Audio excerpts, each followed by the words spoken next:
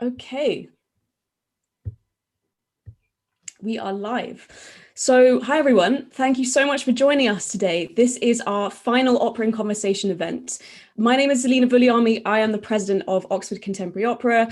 And today we have a slightly different event where essentially we have a panel featuring the amazing Elaine Kidd, who is the head of the Jette Parker Young Artist Programme at the Royal Opera House, James Clutton, who is the director of opera and chief executive of Opera Holland Park, and Nicola Candlish, the chief executive of British Youth Opera. Thank you so much for joining us. Nice to be here. You're welcome. Thanks for asking. Yeah, thank you. So I just wanted to start by asking everyone how they got into opera. Why did you start working in opera? Nicola, why don't we start with you? Oh, my story is really strange. So I came to London with a music degree and was studying part-time. I needed some extra money, so I started working in admin in the office of a small opera company. And then one day was backstage in the interval and the stage manager said to me, "You're wasted in the office, you should be a stage manager." So I went and did that. And I did that for about 10 years. And then I became a company manager and a general manager and then a chief exec. Great. And then why don't we turn to James?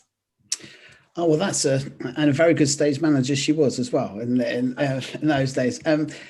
For me, I was and have been a producer for many, many years in straight theatre. And I just came to a point in the year 2000 where I wasn't producing anything. And then there was a 3-month job going at Holland Park. So I said, I don't know, I'll take it just for a couple of months until the next theatre job comes along. And 21 years later, 20 years later, I'm still there. So it wasn't a big career plan of that. It was a producer first and foremost. And then I sort of came into opera through that way.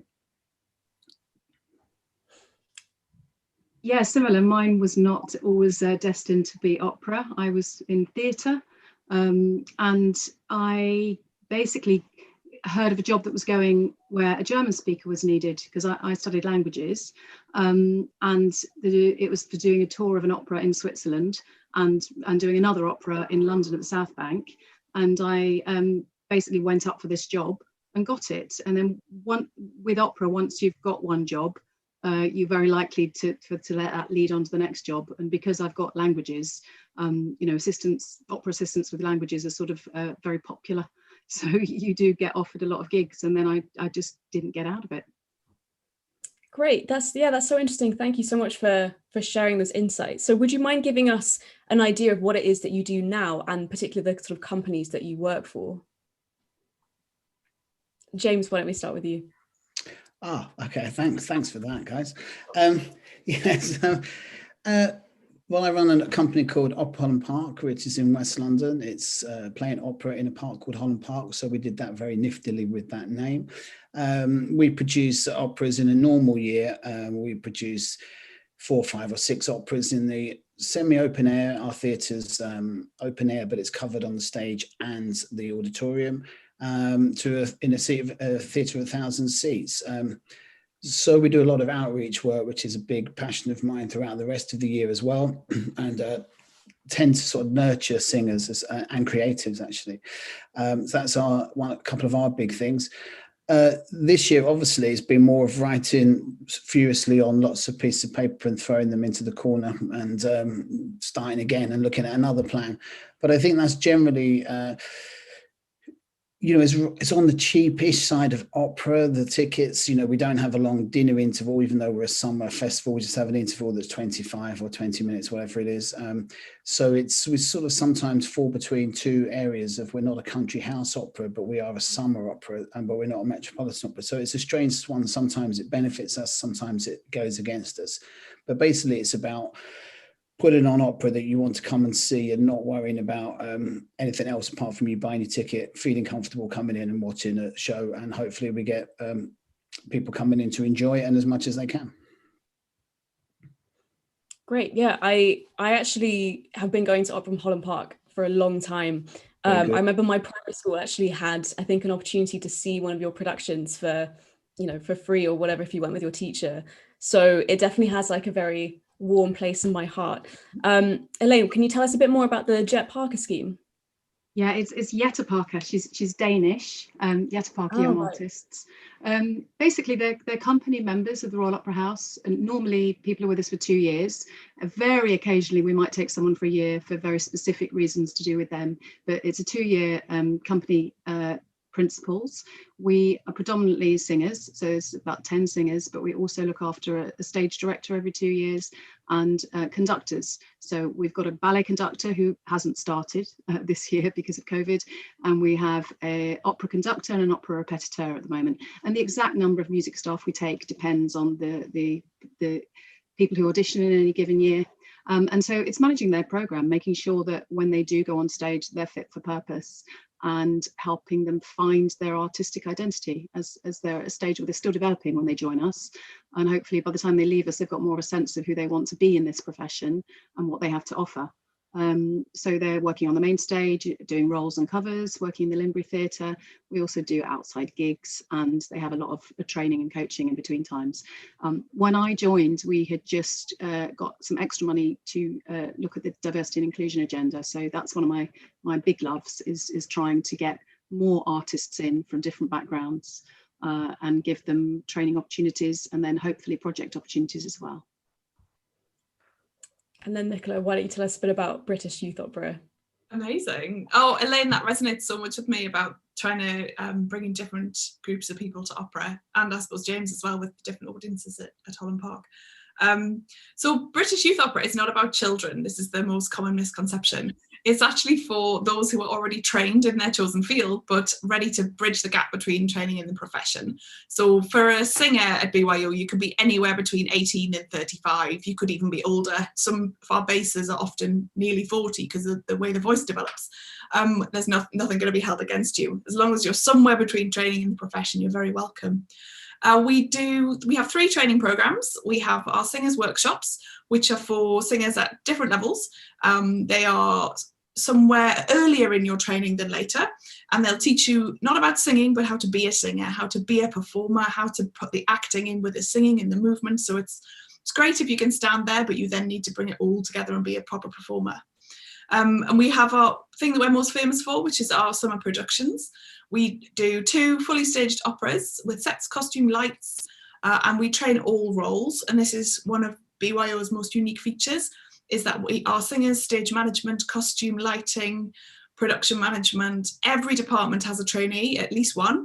And all of those trainees tend to go on to other festivals. I know James has had a few non-singing trainees in the past, and they're everywhere. Honestly, you look through a list, a cast list or a backstage staff list, anything, you'll find BYO trainees. There's 5,000 of them in the alumni somewhere. And we also have our new programme, the Serena programme, which is an extension to the summer programme. So our summer operas end, and then we take 12 singers for a 6-month programme. And for those singers, they must not be in higher education. So they must not be on a conservatoire course, an opera course, anything like that. And it only happens at weekends. So it means they can have jobs and lives and get on with everything else that they need to do, but still train as singers. That's a very small version of BYO. That's so interesting to hear about all of those programs. Thank you for sharing that. So I guess my first question to the panel essentially is, I feel like often people have conversations concerning opera and accessibility. So I was wondering whether you think opera still has a problem with accessibility, and if so, what kind of needs to be done in order to change this? Shall I go first? I don't mind. I can go first if you want. I think not in this environment, because this is a closed environment and it's with you and people wanting to come into the industry and everything. That's an absolutely serious and good question to ask us, as you got us 3 in a room together, more or less. It's a very good. Outside of that, I would say the biggest thing that needs to happen to that is for people not to ask us that question, because it just keeps the question going to some degree. And at BYO, at the Royal Opera, at Opera Park, Opera North, English National Opera, every opera company in this country has many, many different versions of cheap tickets, free tickets, reduced tickets for things, different plans and everything you go in. It still needs a bit more concentration, maybe sometimes if you're going to see it, but on an accessibility wise, on a price entry wise, it doesn't need too much more of that. What it needs is us to be bolder about it and know that and acknowledge that it's there. It's an easy stick to beat us with. It's just not, it's the same as any other, and better, more accessible than many other art forms. But on the whole, I'd say that there's always things we can do better in different social groups and everything, but on the whole, it's in a decent place, but we're not ever allowed to really talk about it so clearly because it's always a stick to beat us with, is my thought. Totally hear you, James. I think for me, all of those things apply, but also how we appear to the outside world. I find as a person with an accent, there's very few of me, and I think the representation covers so many different things, and to feel comfortable in how you speak and how you look and how you dress and what you wear to the opera. One of the Holland Park policies that there's no dress code, I think is so important, is you don't need to go and buy something fancy. You don't need to worry that you've just come from work. You just turn up and you get on and you enjoy it. I think that kind of thing is really important. Yeah, I think we still have a massive image problem, and I think we're all responsible for that and for changing it, whether we love it and go or whether we're a part of it. And I think things are changing, but it's incredibly slow. I mean, I remember when I first joined the Royal Opera, I had to remind myself that I belonged there because I went to Oxford University and I had a good education, I had good languages, so I had a right to be there. Now I feel that my biggest qualification for being in the job I do at the moment is because, you know, my mum worked in a canteen and my dad was a builder. Now, 20 years ago when I joined the Royal Opera, I would never have said that, I would never have publicised that. And now I feel it's one of the qualifications that makes me better able to do my job, is that I didn't have a traditional musical background coming into this profession, and I'm proud of the entirety of who I am, and I want everybody who comes into opera to be proud of the entirety of who they are, because it's the different lenses we bring that actually makes it something interesting. Unfortunately, you know, particularly in a building of the iconic nature of the Royal Opera House, it does have an image problem, and it is a building just redolent of white privilege, and we have to work really, really hard to make sure that that people realise that that's a heritage and it's a facade, and it's not what we're about at the moment, and it's not where our heart beats at the moment. But there is a schizophrenia in opera. It is an expensive business. Certainly for Royal Opera House, you know, our financial model is predicated on 95% ticket sales and capacity. You know, when you take that away in COVID times, the whole model collapses. And if we have to sell 95% of our seats in normal times, that's because that's what it costs to put on grand scale opera. So it is an expensive business, and it does cost money, and it does require, you know, either subsidy by the audience or subsidy by the Arts Council or philanthropists, whoever, and that makes it tricky to make truly accessible at our level. But there are plenty of other ways to make it accessible. But I think the first thing we have to acknowledge is that if you're working in the system, for example, is that we'll offer things like unpaid observerships, but only people who can afford to work unpaid will be able to take them up. So that's one of the big things that we're looking at the moment, is who has got to historically to do opera and to train in it. And often the answer is people who had a cushion behind them of support, and certainly, you know, a bed for the night in London. And if we want to be truly accessible, we've got to understand that we've got to put some money behind other people coming in, because it is going to cost them to train and to be involved in the early stages of their career in opera, and we have to support them on every level, otherwise we're not going to change things. It's all right, Elaine. I find, I just want to add a little one, that we're all really guilty of asking people we know to do things for us. So when we need to recruit within the opera industry, it's so easy just to look within it and just go, yeah, well, I could find 6 people who could do that, so I'm not going to advertise it. So we need to be better at being open and transparent in how we find the people to do the jobs, because there's more people there than we know. And one of the things that we're doing at the moment is I'm making sure that I'm no longer the gatekeeper. So for any opportunities that we have coming up now, I make sure I have an outside panel, sometimes several times removed, who help judge who gets the opportunity, because it shouldn't just be me anymore. And that's something we try and be really rigorous about now. Certainly, yeah, I really respect all of these, you know, these themes that we're talking about, and I think it's so important to acknowledge I guess, the privilege that is inherently associated with opera, which kind of leads me to ask, obviously, 2020 has been just such a sort of disruptive yet strange year for so many ways. But I think one of them is something productive that has come out of it is the discussions that a lot of people and companies are having about race. So I wanted to ask, kind of going off the back of what you were saying, Elaine, about trying to diversify the forces that you bring into the industry. I was wondering if you think that race still has an opera or diversity problem, and how we can solve this. Massive problem. I mean, if you walk in on a typical day and come and see a production on our main stage, and you're, a black young person, you will not see yourself reflected in many of our audience members, and you will feel how much personal money has had to go into building the ground on which you are walking. And you will feel that, in the history of the Opera House, there has to be some slave trade money in it. And whether you can articulate that for yourself as you walk in or not, it will be viscerally there. You will pick that up. And that's something that we have to acknowledge, work with, have really difficult conversations about. And, that there is a necessity that for people who have got white privilege, myself included, that genuinely opening ourselves up is going to involve some loss. And we have to be really mindful of that and ready for it. Are we building in order for them to work on our terms?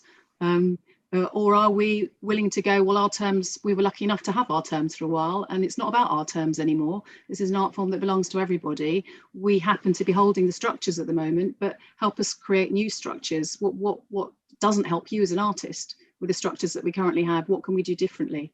So that we're having a lot of good conversations about that, and it is uncomfortable, and it should be. It should be. This is about changing history, long overdue changing history. And we don't have a lot of expertise in our white privilege. Most of us who run the opera sector are do have that label, and we have to deal with it, and we have to change quite quickly.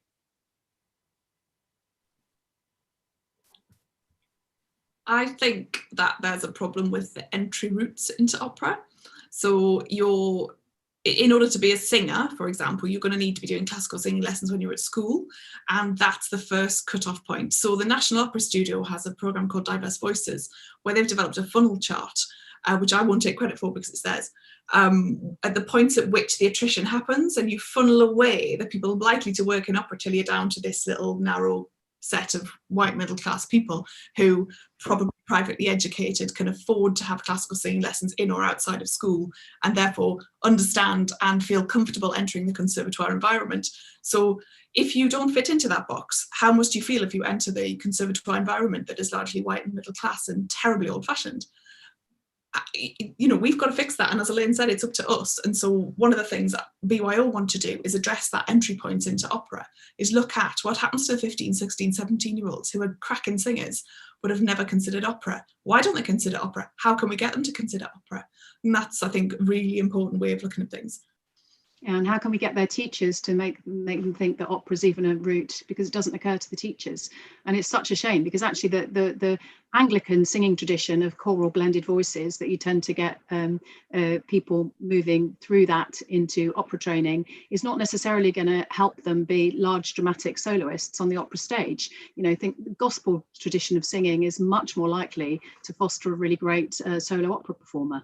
So, it doesn't add up, doesn't make sense. It's just cultural heritage that we have that isn't helpful.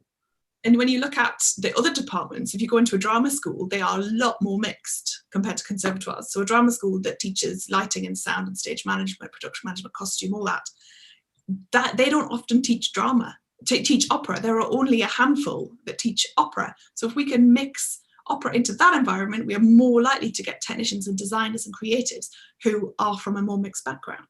So it's about opera going out there and saying, we've got the problem, but we can also fix it. I think certainly one thing that has changed is actually something that Nicola and I were talking about before we started this event, which is, in terms of accessibility, the opportunities that have opened up for people. A lot more stuff is being done on the internet. So I was wondering if you think that COVID will change that in a positive way, because opportunities seem to be a lot more accessible for that reason, essentially. James, why don't we start with you? Yeah, I agree with everything the guys had said, but also disagree with some of it as well. I think that the problem is that we've got here is that the we all work in reasonably high level of this industry, but the problem starts much before then, closer to Nicola's thing. It's something way beyond reach that we can have the sheer amount of change that it needs. It's way beyond my job in the thing. It's the governmental level, it's high in government level, it's the entire school system and education system. It's about, we can do bits and pieces, we can make little differences here and there, and we can hopefully make bigger changes across the time. But until you start you had a culture minister that's talking about not doing art subjects for A-level degrees, you cannot, no matter what power we think we've got nowhere near enough power to fight against that in a systematic way. That's why there's everyone moans about the private schools. I mean, I didn't go to university even, so I haven't got a thing about that, but I went sixth form and then that was it. But everyone moans about the private schools filling a lot of the acting jobs and the things, but that's because a lot of those schools are investing in those subjects. You can't moan at those people for taking advantage of it. It just needs to be a much more leveling of the entire thing, which only comes at education level. When we do our Alice in Wonderland and things, we have all sorts of kids from all sorts of background there, because the tickets are really cheap and there's no preemptive thing about what they're going to like or they're not going to like. It's not an issue. It's when they get older, because they've got no encouragement. You don't suddenly get people wanting to be an opera singer when they haven't done singing at school ever. That's just, it's an impossibility that we can just suddenly go from that. And because it's not only a class thing or it's a sheer training thing, it's not about being better, but technique wise, you can be a musical singer, or you could be a pop singer easier on a technique wise with the microphone than you can be if you're an opera singer, which takes a lot more training. That's just that. So we need to start lobbying the government better as a more cohesive unit. We have to be bold and take things down and take hits, and we can do all the things that the guys are saying. Of course we should do those, but it needs to be a bigger thing to attack a sheer level when people are singing, because kids love singing. When they're kids, they're singing anything, but then we just lose them because they don't do anything about it. And also on a parental and peer level, I'm saying, it's all the silly stuff like, it sounds a bit posh, and then people then don't want to do it because they don't want to stand out from the crowd. They want to be in with the thing. No one's got a problem watching Strictly every weekend. No one's got a problem singing pop or in the shower or into your mates or in the end of school, end of term things. It's just about the actual physical thing of it, because the training, and we don't push that through schools enough as a country, and it's a massive problem. That's why in Italy and Germany particularly, you have a lot more singers from a lot different, more class across the spread, because it's just more inherently given to them at educational level. So I think I agree with everything the guys said, but I think it needs a bigger picture look at it, the whole thing, if we're going to really take it on seriously. I'll meet you afterwards. I'll be there. Yeah, we need a more savvy media as well. I mean, even the BBC did a documentary on us not so long ago on Tony Pappano, and somebody said Tony Pappano or Maestro, as they call him here. And it's like, hang on, I've worked here for a very long time and I've never heard a single person call him Maestro. We call him Tony. And when you've got somebody making a documentary about someone and implying that we all kowtow like that, yes, maybe in Germany people use the word maestro very frequently. It's part of the part and parcel of how they operate hierarchically. We're not like that over here. We're much more informal. And why would they bother to imply that when it's not true? It doesn't help. I agree with you both, definitely. Yeah, I think it comes from a general thing, Zerlina. It's about we've got quite away from the fake news type thing, which has just been overly discussed.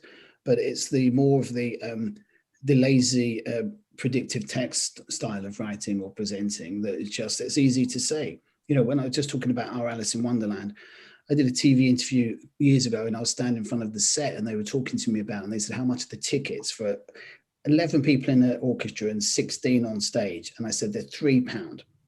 And the next question was, what do you say to people that say opera is inaccessible. I say, give me a break. I'm not answering it. I think I just swore so they had to cut it so they couldn't put it out. It's like, I'm not answering that. Just said the tickets are £3, But it's a thing, and it happens in a lot of other industries. We're not the only one by any means. There's too much generalization. Football fans are hooligans. So-and-so does that, doing that. It's so easy, and people just like doing easy things because it doesn't take any work. And that goes right through. You don't pay for journalism enough. People say, oh, it's behind a paywall, so I won't do it. So you get someone writing bad journalism. If you paid for it, you get better people. So it goes across the board. But I think that Elaine's right there. It's just, why would they say that about Maestro? If someone gets called Maestro at our place, we're normally taking the piss, to be honest. Yeah, I'm kind of, glad to hear that in a way. So, I mean, where do you think the problem lies there? Because you've kind of identified, I guess, like a disconnect between what opera actually is, which all of us seem to agree is actually a pretty accessible art form, and one that we will obviously love and want to promote as much as possible. But there's obviously a disconnect between that and the image that we have. I think, Elaine, particularly, you sort of discussed the massive sort of how imposing the Royal Opera House can be to some people. So where do you think the problem lies between those two sort of entities?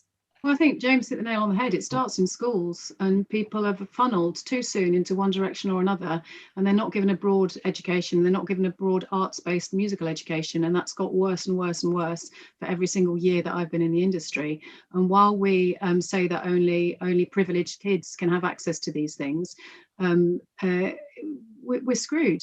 And it depends on the values of a country, and this country does not value the arts as much as it might. Of course, there are many individuals in government who do, but there are many who don't.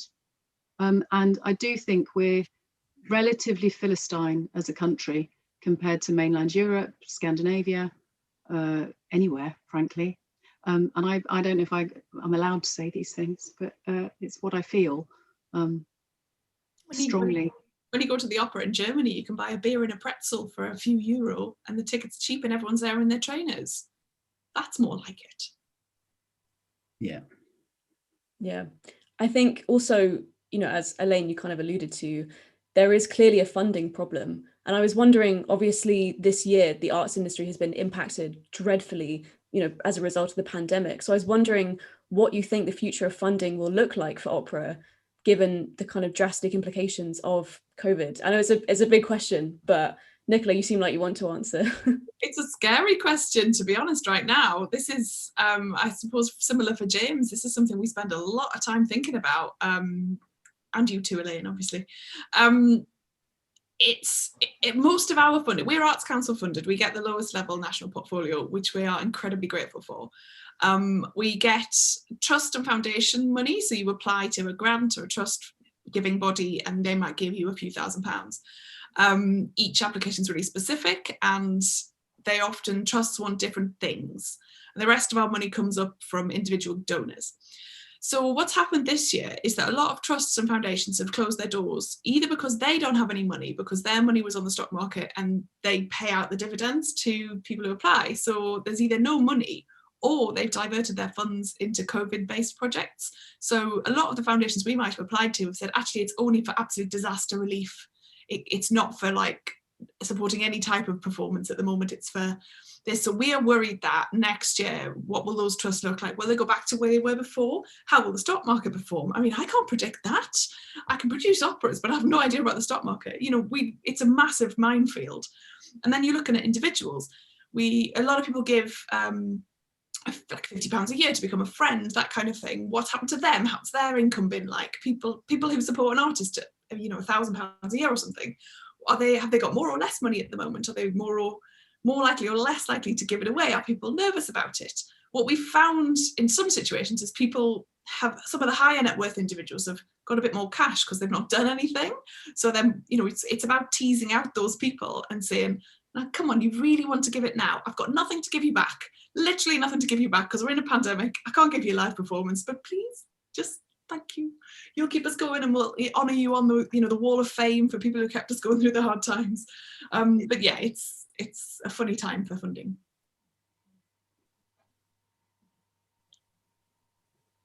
James? I was speaking next.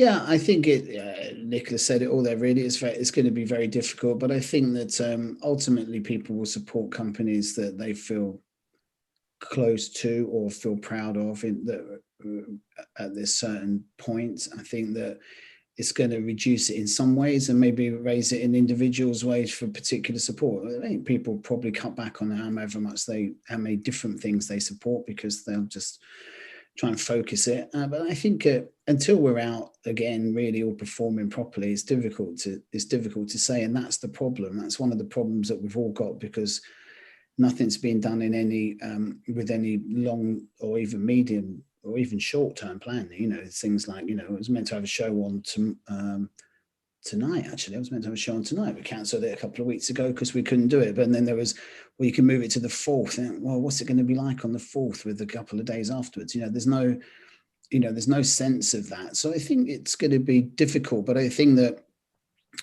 it will do something that a lot of us have been trying to do for a while anyway, is focus back on what's important and really do that. And I keep saying to my team, well, if there's decisions between certain things, it's going to be the sheer amount of people that we can get to give some work to, rather than extra bits of set or whatever. The sheer amount of work, we're trying to increase the chorus amount of people, even though we're having to reduce chorus numbers for spacing and money wise, if we put them onto different shows so that we get more people working. So I think that there'll just be a come round of as I say, there's the film Walk the Line, that Johnny Cash film, and it says in there at one point, it will sort itself out, and his wife says to him, no, someone else sorts it out, and then you say it sorted itself out. And I think we have to sort it out, but at the moment, not all the data's in and the information's in. I think it's going to continually keep changing for a little while yet, and see, people, all the companies that certainly our supporters, a lot of other supporters left ticket income with the companies this year rather than when they knew it was cancelled. That's great. That was really, really helpful.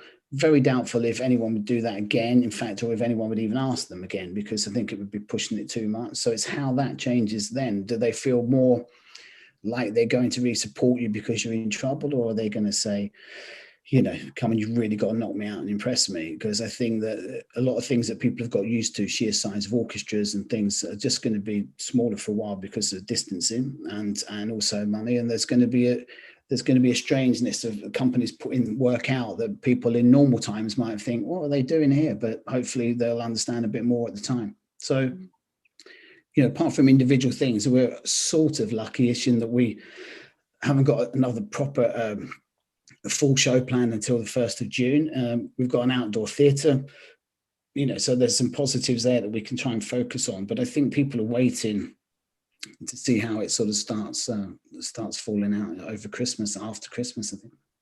Yeah, everything's last minute this year, isn't it?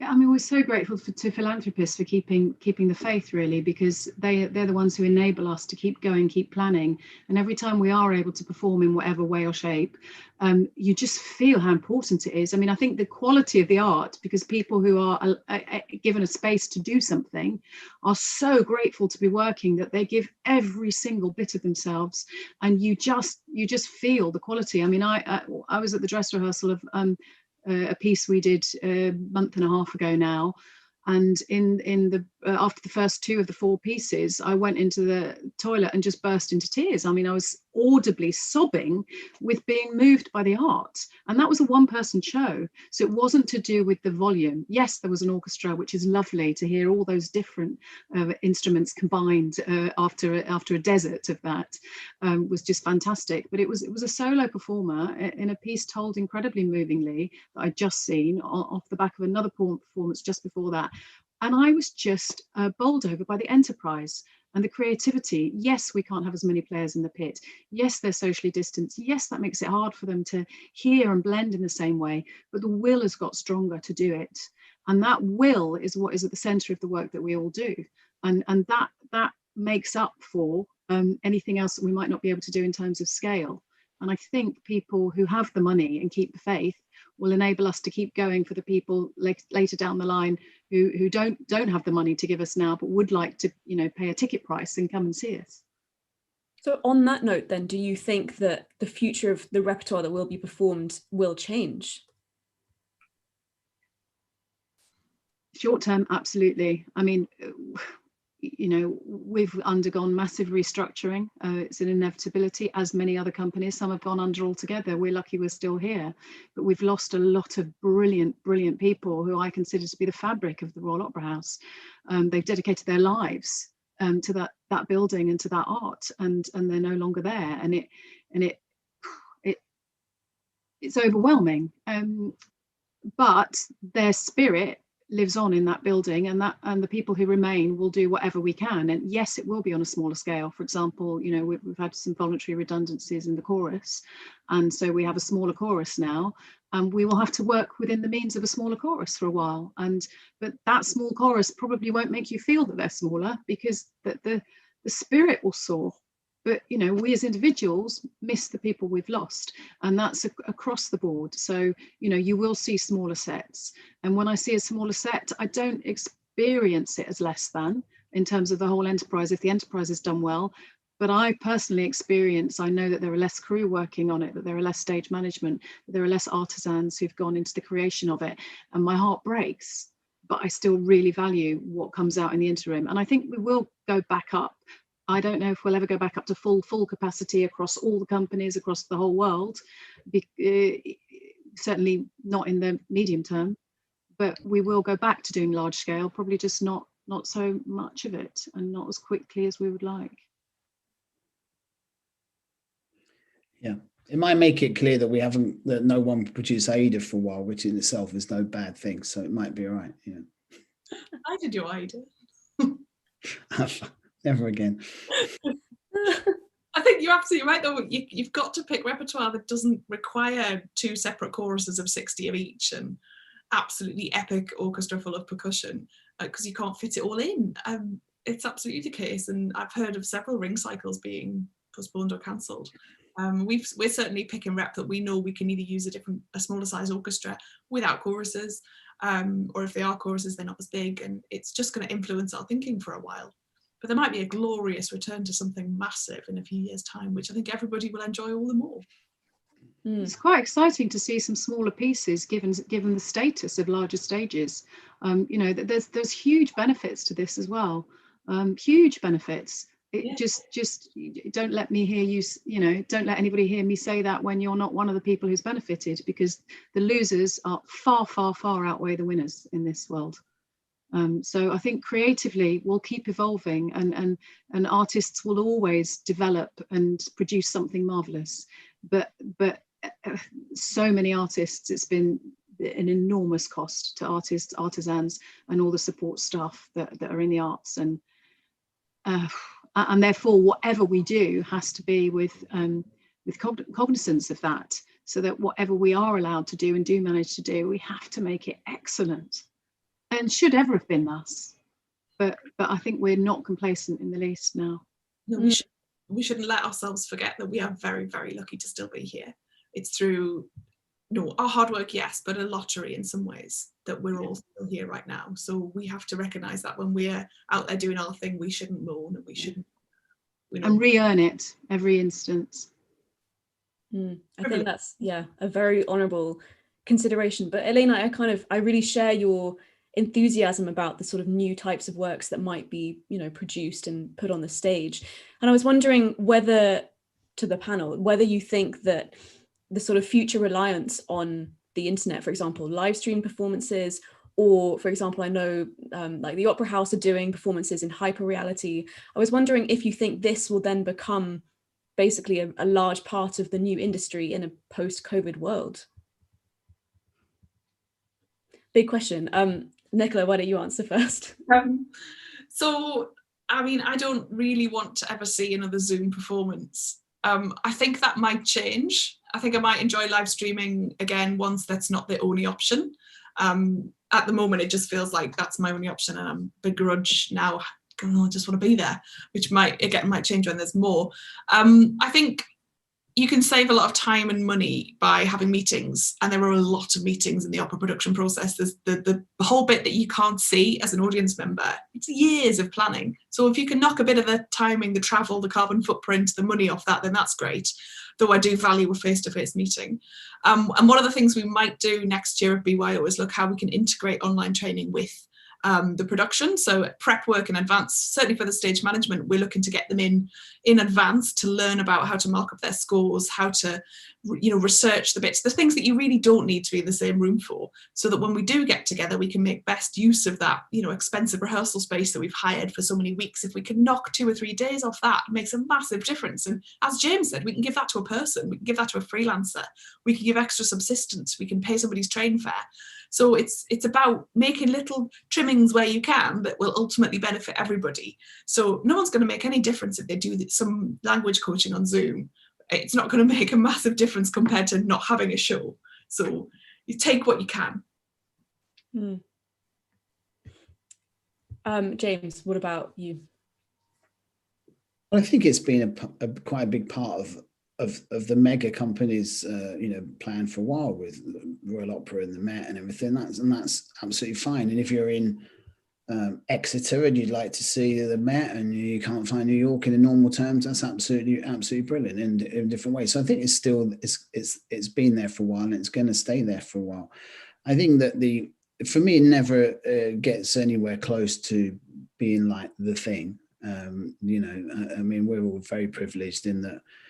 I often sit in a rehearsal room and see the final run, which is normally my favorite day of any production. And I'm sitting in the center between the director and the conductor, and they don't start till I say start. I mean, it's incredible. It feels like the king of Austria-Hungary or something, It's an emperor. So it's great. But to see that up close, and in the theatre, is just that thing of hearing someone sing the orchestra play live. I don't think you can try to get close to that. So I think it's to not even attempt it, it's just a different part of it. And I think it's just a different discipline. It's like a slightly different game.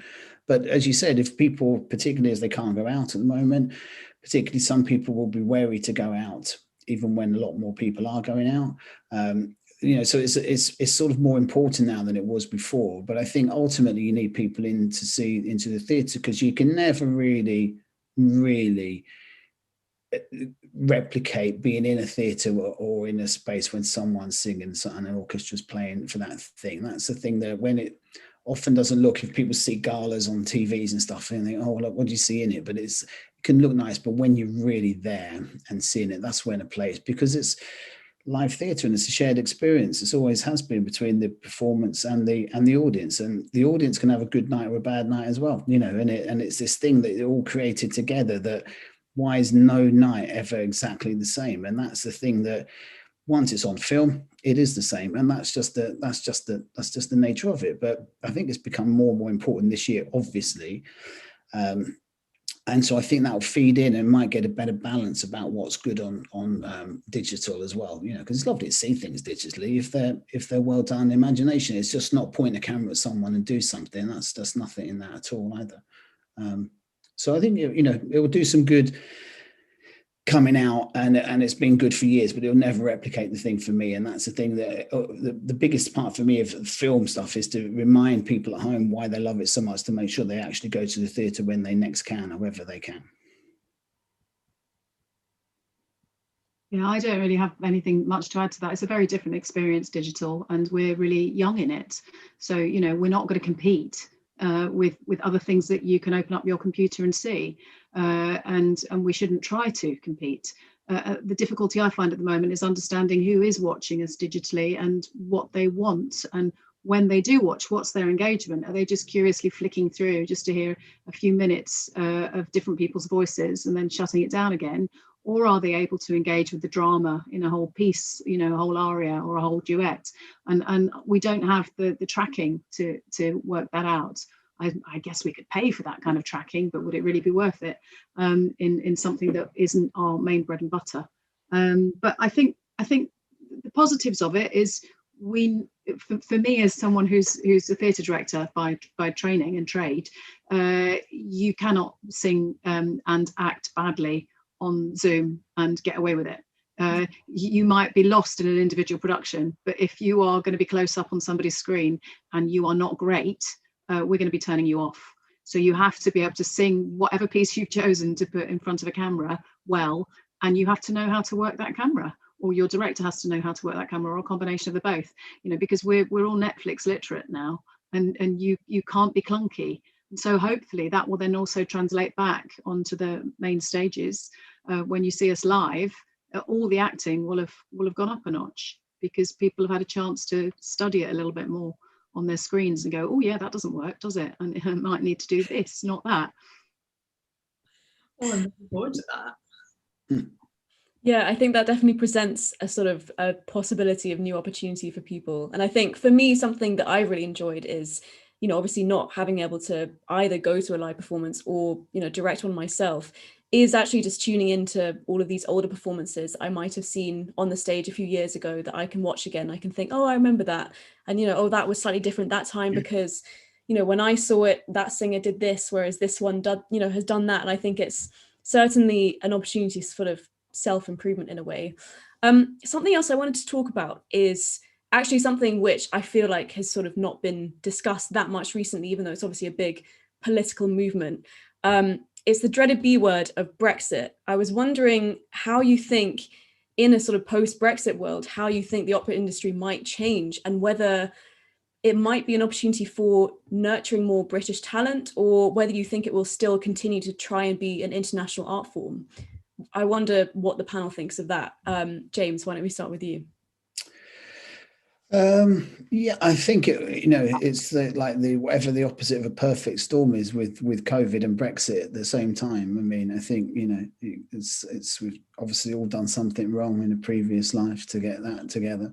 I think that on the whole, for me, purely personally, at our company, it doesn't make too much difference because we don't get too many international singers in. Tenors for some big Italian stuff maybe, but often it's more British based at least.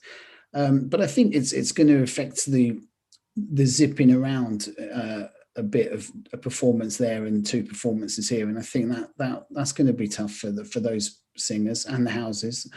But yeah, I think that I can't say too much about that because it's not that you can put out on a YouTube channel anyway. I think it's difficult, but I think for the bigger houses, it's going to be much more damaging than for a smaller house like ours. But I think it's more than when we all go to, in normal life, go to European conferences or something, to have all of your peers saying to you, what are you doing? What are you doing over there? What's going on? And it's almost like an embarrassment thing. That's the worst bit of that on a generalized thing. The practical thing will mean a lot to a lot of big houses. It wouldn't do too much to us, but I still, desperately wish it wasn't going to come along. Let's turn to Elaine. Well, we're already doing quite a lot differently, which in terms of our planning, that we would have planned possibly a bit more slowly before, which is to reduce carbon footprint. We're certainly not going to be flying people in from all over the world for auditions going forward, and we're going to develop a whole different model.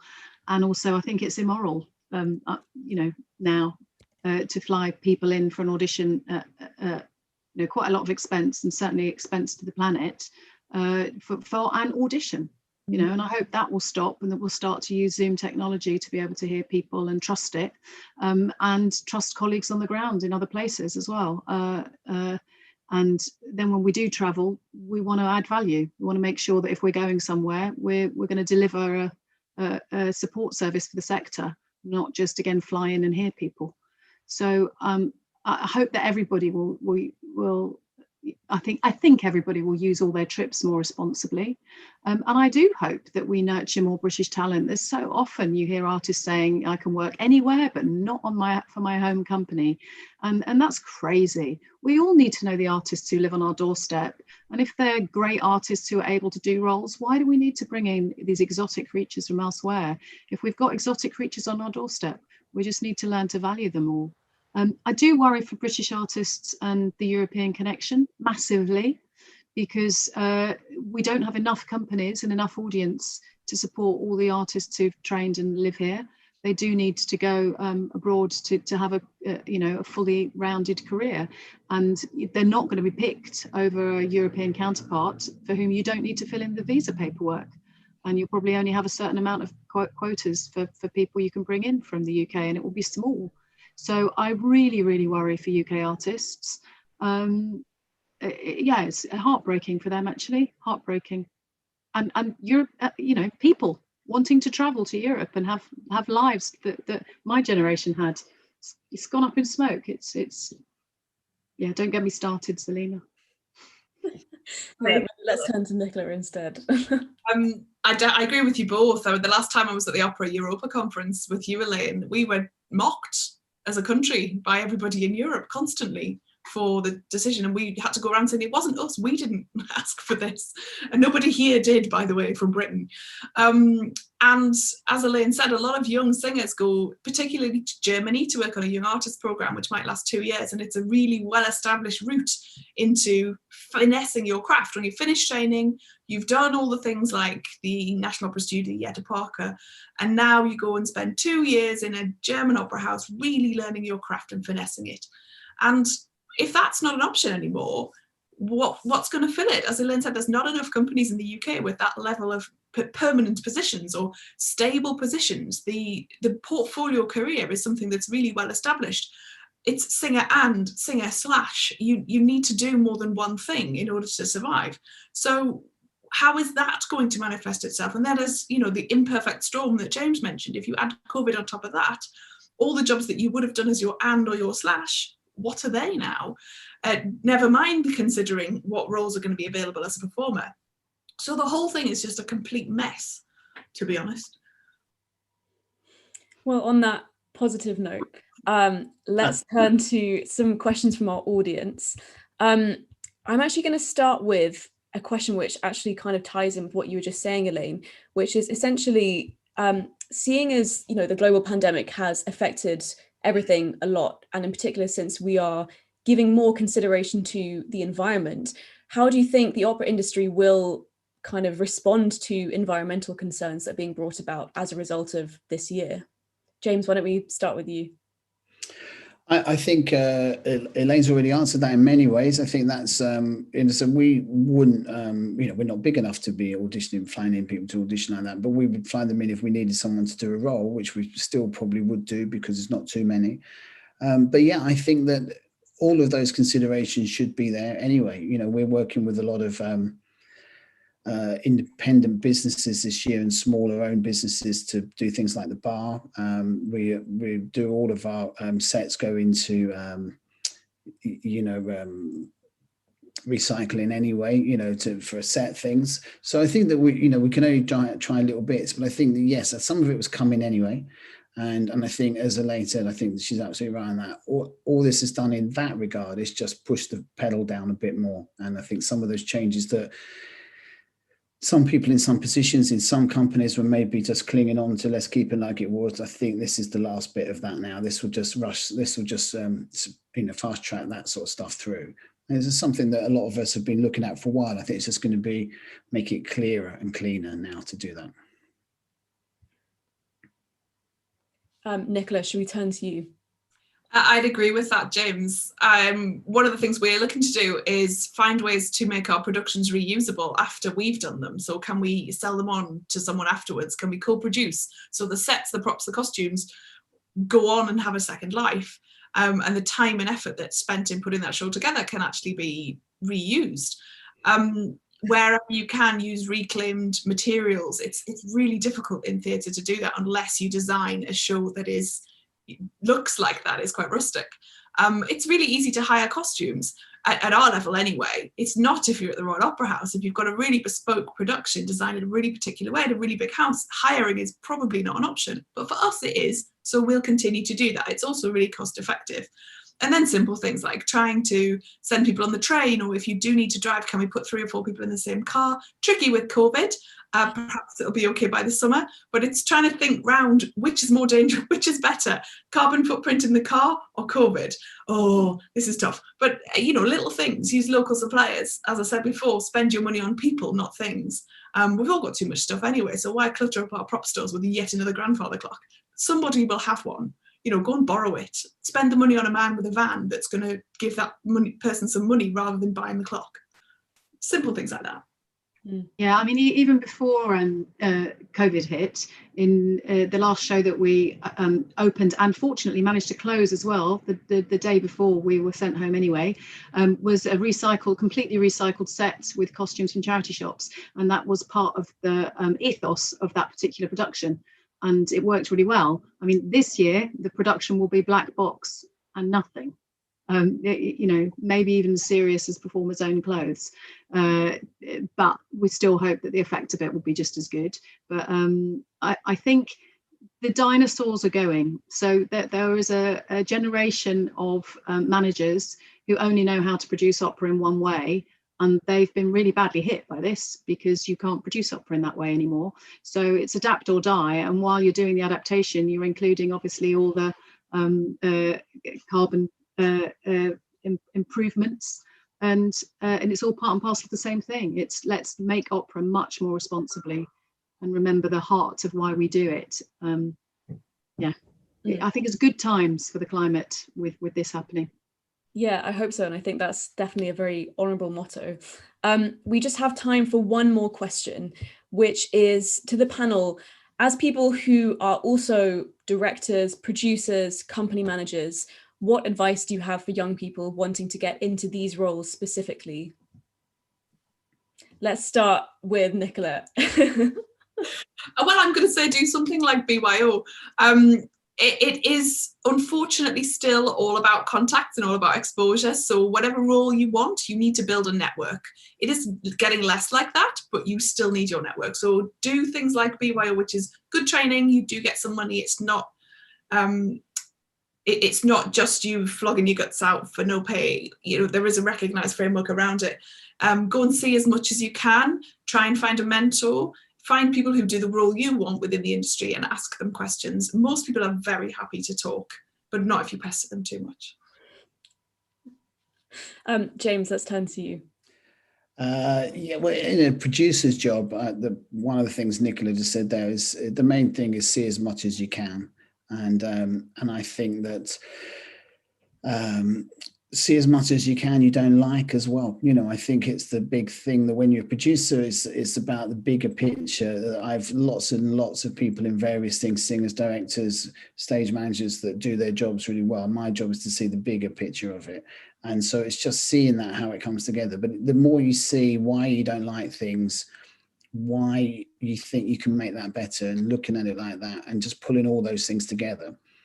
And as I say, you know, there's no one particular skill to be a producer. That's not what it's about. It's not like a singer and director. It's not those things, but it's been able to look at as many different things as possible and see what the best thing for the general picture is, rather than each individual department. It might be that no one's happy, but that's one of those things. It's just, you know, what the general good is. And you get that more for seeing everything. You see, when I was not a kid, but when I was coming into the business, I used to only see the second half of shows everywhere because no one ever checked the tickets at the interval. So you just see the second half of everything. I knew where every show in the West End finished and not how many of them started. But I think it's just have a thing of just saying, see as much, see if you don't like the lighting, not just say, oh, I hate that, so I left it. Well, why? Why do you hate it? Why aren't the audience going in the numbers they want and look at it all? So saying, don't think I don't like it, so therefore I'm not going to see it, because you learn more lessons from the stuff you don't like often. In fact, when I was coming into the business, I learned much more from people I worked for that I didn't like the way they worked. I learned much more from them than the ones that I did like, because you realize that's not how I want to do it. Yeah, I think both of those answers are absolutely terrific. I mean, really concrete stuff. And I would add a kind of a more global thing, which is hone your authenticity. The industry is going to be super competitive going forward, and there's going to be less opportunities. That's just a fact. And fortune favours the brave. So if you know your why, if you know who you are, what your values are, what interests you, what kind of work you want to make and be involved in, then you will communicate that well, and people will want to work with you or not want to work with you, and it will be clear. You won't be a part of an amorphous a person they might or might not employ, but they can't quite decide because they don't get the measure of who you are. Know who you are, what you want, go for it. And you know, as Nicola said earlier, it doesn't hurt to be a portfolio person as well. But if you're not a portfolio person and you know 100% that you want to be an opera producer and that's the only thing in your mind, then go for that. We've all been thrown back on who we are and had plenty of opportunity to see how we do spend our time and where our passions really lie when we have the opportunity. And that's given us lots of information to work with.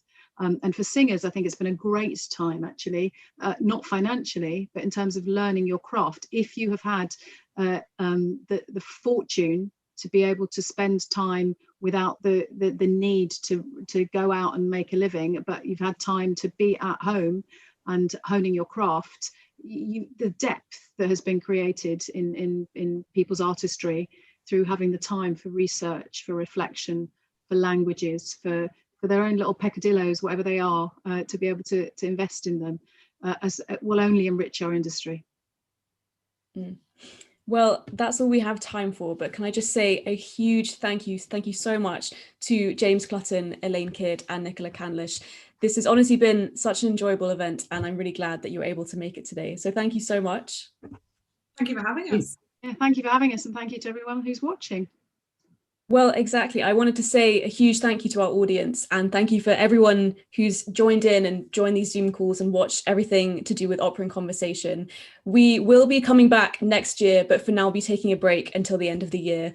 But thank you very much, and we'll see you next time. Bye.